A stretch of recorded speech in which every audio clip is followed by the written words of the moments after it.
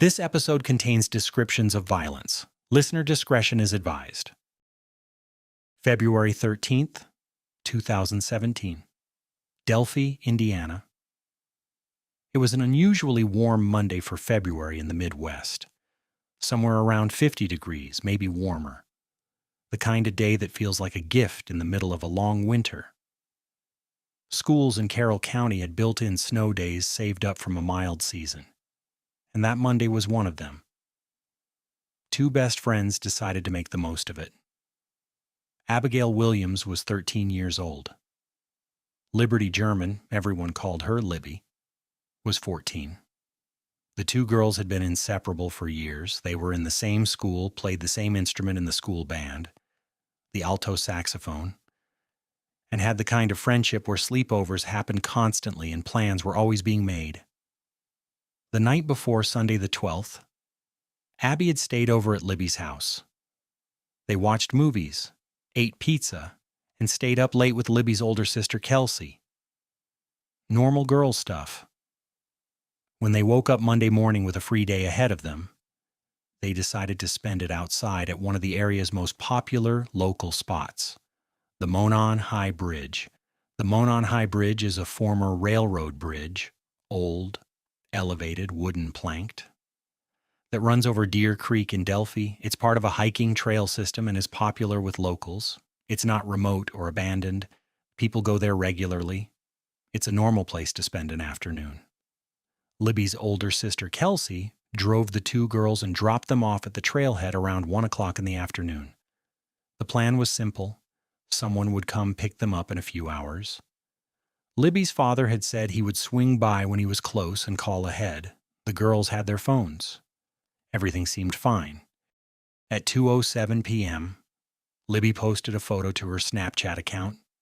It showed Abby walking across the Monon High Bridge.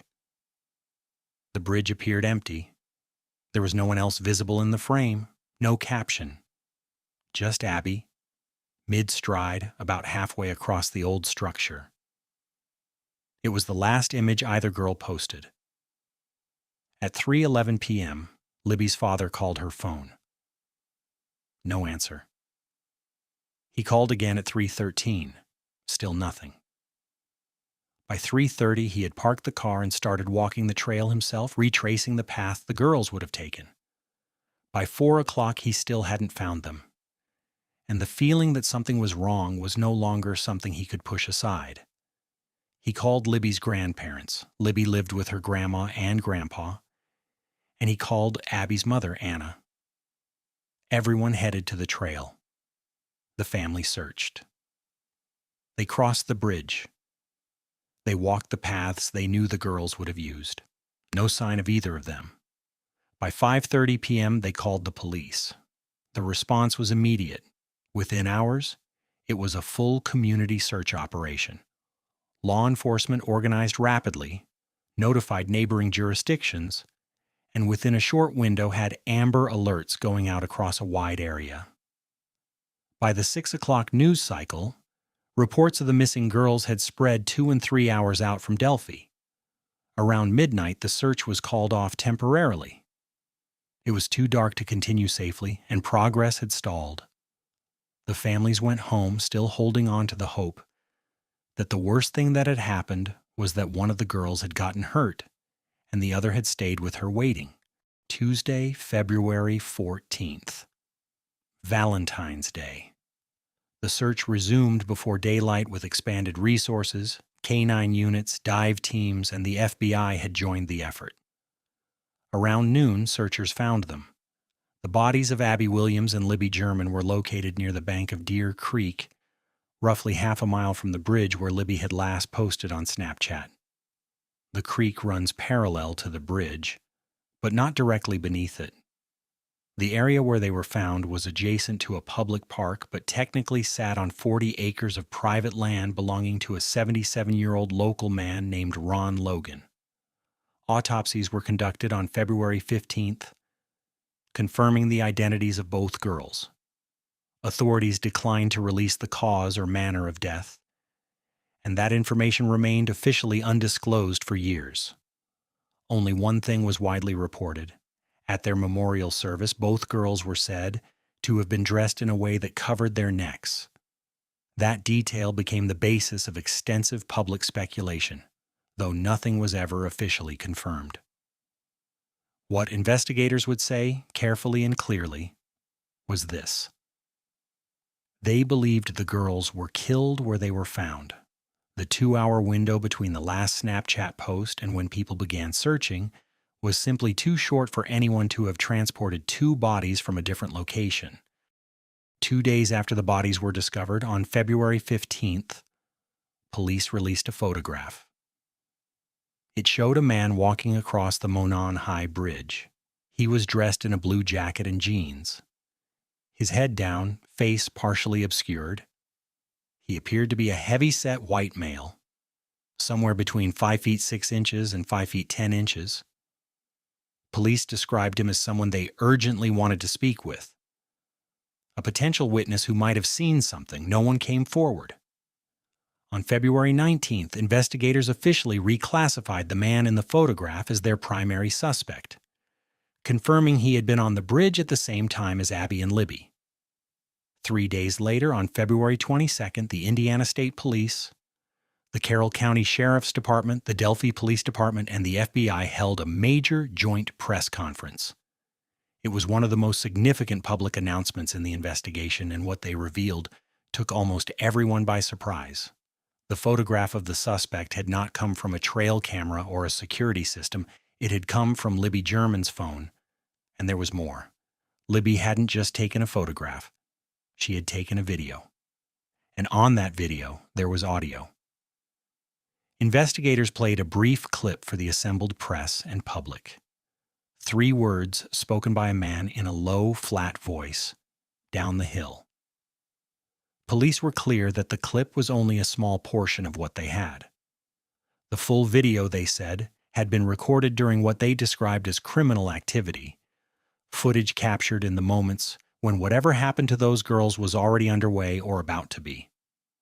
Officers who had seen the complete video were visibly affected when speaking about it publicly. Experienced investigators and FBI agents alike struggled to keep their composure when the subject came up at press conferences. Libby's grandmother later told reporters that both girls had been deeply interested in true crime. They watched true crime programs. Libby had talked about wanting to go into forensics. Her grandmother believed, and police said they agreed, that Libby had recognized something was wrong and had made a deliberate decision to start recording. She knew. She did the most she could with what she had and the seconds she had to do it. She pointed investigators directly at whoever killed them.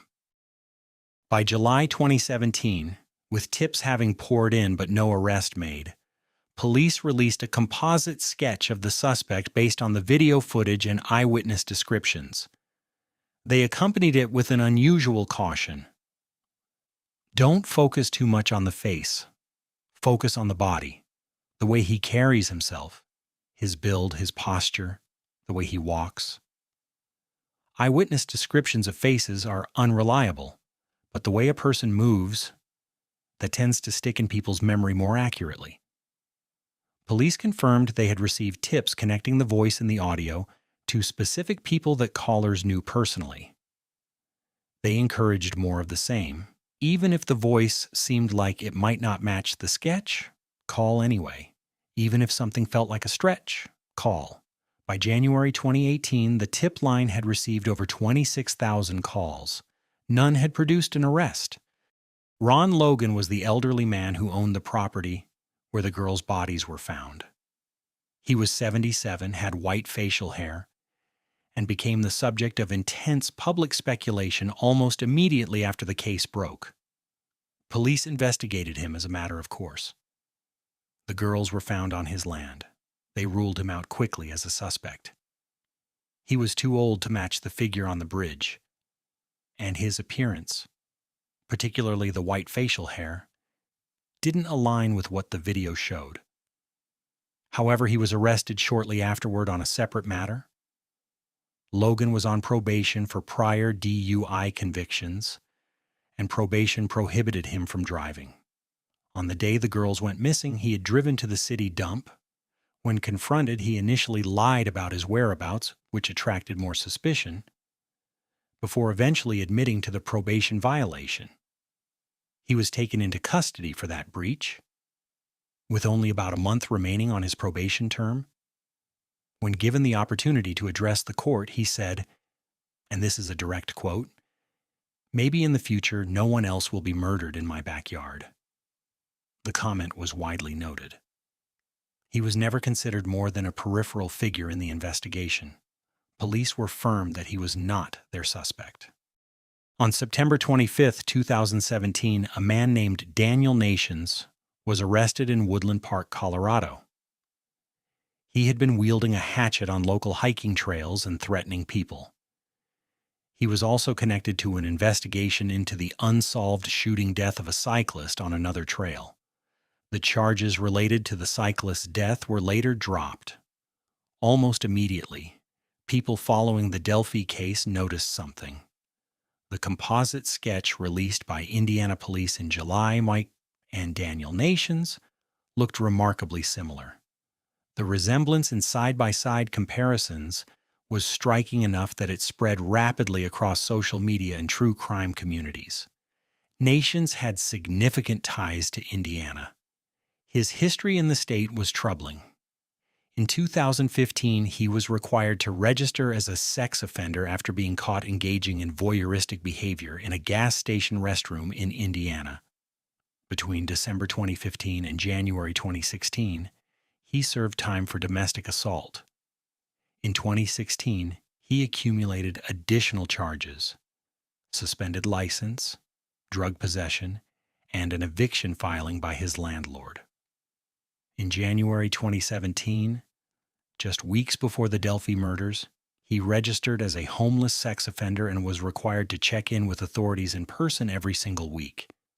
He checked in faithfully, including on February 14, 2017, the day Abby and Libby's bodies were found. His last check-in was in April. After that, he stopped appearing. On July 17th, police released the composite sketch. Nations' parole officer reportedly noticed the resemblance the next day, and an investigation into his whereabouts began on July 18th. He was officially missing from the system by the time Colorado police arrested him in September. Indiana investigators traveled to Colorado on September 29th to interview him. When they returned, they officially named Daniel Nations as a person of interest, the first and only person to receive that designation in the case. But they stopped short of calling him a suspect. They said they could not rule him in, but also could not rule him out. The question of DNA hung over this publicly. Police had said they were working to identify DNA recovered from the scene, though the phrasing used was careful enough that it was unclear whether they meant the killer's DNA specifically, or simply biological material collected from an outdoor public trail that required sorting. A registered sex offender who had already committed another crime in Colorado should have been eligible for DNA collection, and many people following the case wondered why. If investigators had the suspect's genetic profile, Nations hadn't simply been cleared or confirmed on that basis alone. No explanation was given publicly. In late 2017 or early 2018, Nations was paroled in Colorado for the hatchet charges. His status in relation to the Delphi investigation remained officially that of a person of interest. In January 2018, a sheriff's office in southeast Tennessee posted a notice stating that the FBI had expanded the Delphi investigation to their region. The notice was taken down shortly after it went up, replaced with a general missing persons flyer. When asked about it at a press conference, one that happened to coincide with a television interview the lead investigator was giving, the officer said the search was national in scope, not specific to Tennessee. It was an odd moment. The implication was clear enough. Something had drawn the FBI's attention to that part of the country. What it was, nobody said publicly. At various points throughout the investigation, law enforcement made statements that, taken together, painted a specific picture of what they thought they were dealing with. They believed the person who killed Abby and Libby had done something like this before. They believed he would do it again if not caught. One investigator asked on television whether there were other cases with a similar pattern, responded in a way that made clear they were thinking in terms of a repeat offender. Someone with a history of this kind of violence who operated in a particular way and who had likely not begun in Delphi. The reward for information leading to an arrest stood at $240,000. For 5.5 years, the case went nowhere publicly. Tips kept coming in, went eventually over 26,000 of them, but no arrest was made. The bridge guy remained unidentified. Daniel Nations faded from the headlines. The families of Abby and Libby waited. Then, in September 2022, a volunteer clerk named Kathy Shank was helping authorities reorganize thousands of accumulated tip sheets. She was digitizing old paperwork, working through boxes of files that had piled up over the years, and she found something. A tip sheet from 2017, filed just days after the bodies were discovered. In it, a man had told police he had been on the Monon High Bridge Trail on the afternoon of February 13th. He said he had been there to watch fish. He said he had walked past 3 females near the bridge. He had given his name. The sheet had been marked, cleared, and filed away. It had sat in that file for 5 years without anyone acting on it. As Carroll County Sheriff Tony Liggett would later put it, it fell through the cracks. The man's name was Richard Allen. He was 50 years old. He lived in Delphi. He had been living in Delphi the entire time.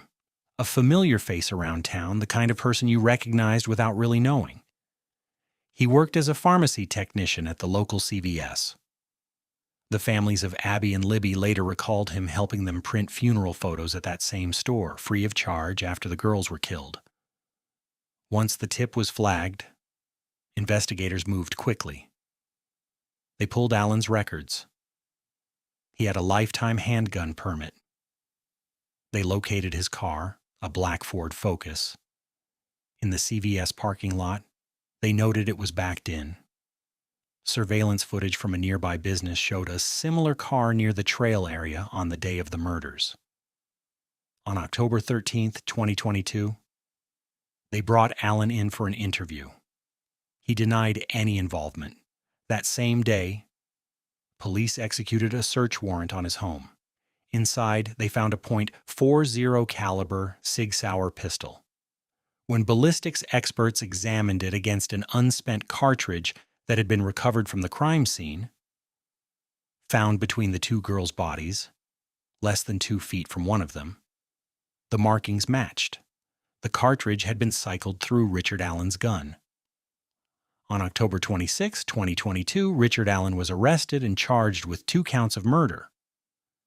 When he was taken into custody, he reportedly turned to his wife and said, "Well, it's over. It doesn't matter anymore."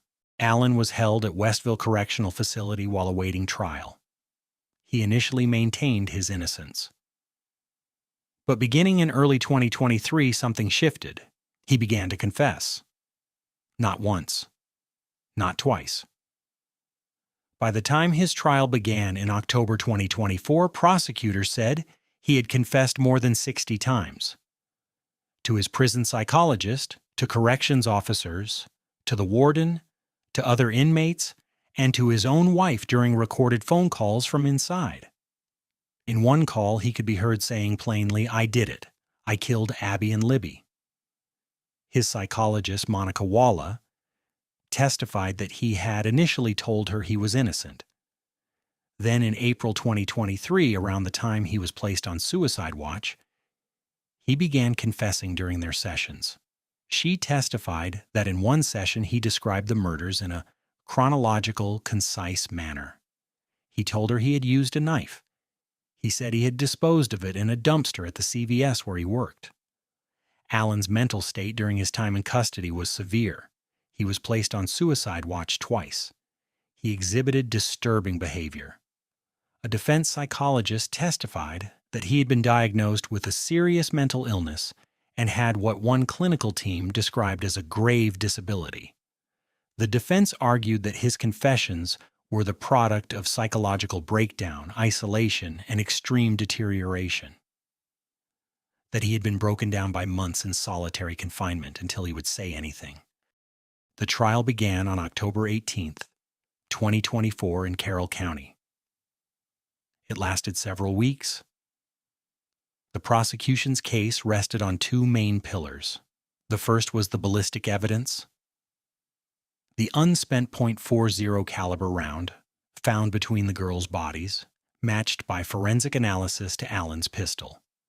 The second was the confessions, more than 60 of them, recorded and documented by multiple independent parties over a span of more than a year. Prosecutors also played the video from Libby's phone for the jury. The full footage, not just the still photograph and 3-word audio clip that the public had seen. In the video, Libby and Abby can be seen walking on the bridge. At one point, the camera pans up and the bridge behind Abby is empty. In a later shot, a man appears walking behind her. A girl's voice is audible saying, "There's no path. The trail ends here, so we have to go down here." Libby's mother, seated in the courtroom gallery, wept when she heard her daughter's voice. The video was played for the jury only once.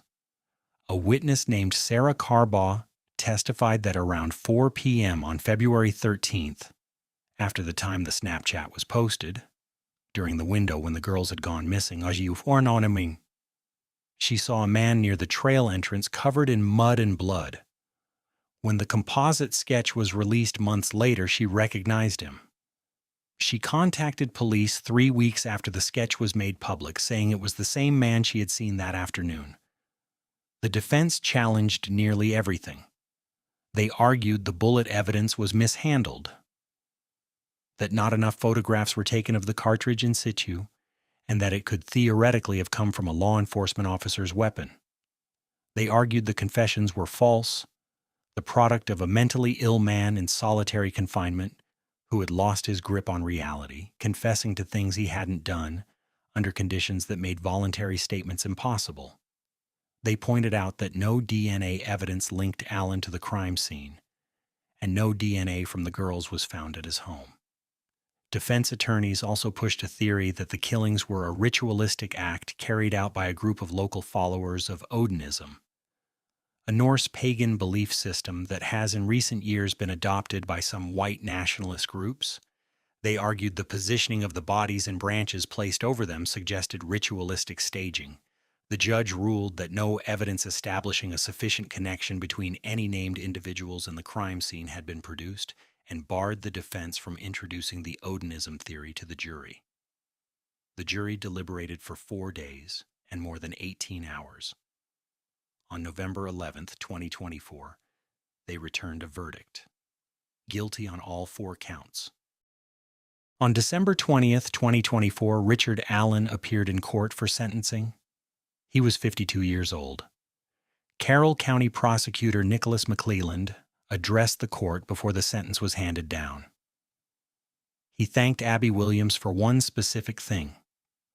During the investigation after the video was recovered from Libby's phone, a detail emerged that had not been widely reported. Libby's phone had been found not in her hand or pocket, but hidden underneath Abby's body. Investigators believed Abby had concealed it there after Libby was no longer able to. The phone, and everything on it, was found because Abby had protected it. McClelland called Libby's recording arguably the most important piece of evidence in the entire case. And he said Abby had made sure they could find it. Richard Allen was sentenced to 130 years in prison, 65 years for each murder, to be served consecutively. Under Indiana law, a person convicted of multiple murders and sentenced to more than a life term is not eligible for parole. His attorneys filed a notice of appeal. As of mid-2025, that appeal remains pending before the Indiana Court of Appeals. There is one thing that stays with every person who follows this case. At some point on the afternoon of February 13th, 2017, on or near the Monon High Bridge in Delphi, Indiana, a 14-year-old girl understood that something was very wrong. She had her phone in her hand. She could have called someone. Instead, she pressed record. She captured a photograph. She captured video. She captured his voice. She did it quietly, without alerting him, in whatever seconds she had, before the situation became something she could not get out of. And when it was over, her best friend made sure the phone stayed hidden until someone could find it. Libby German wanted to work in forensics someday. She watched true crime with her best friend on Sunday nights and stayed up too late and played alto saxophone in the school band. She was 14 years old. At sentencing, the prosecutor looked toward the families and said, "Thank you to Abby and Libby for helping catch their own killer. Richard Allen is serving 130 years. He will not be leaving prison."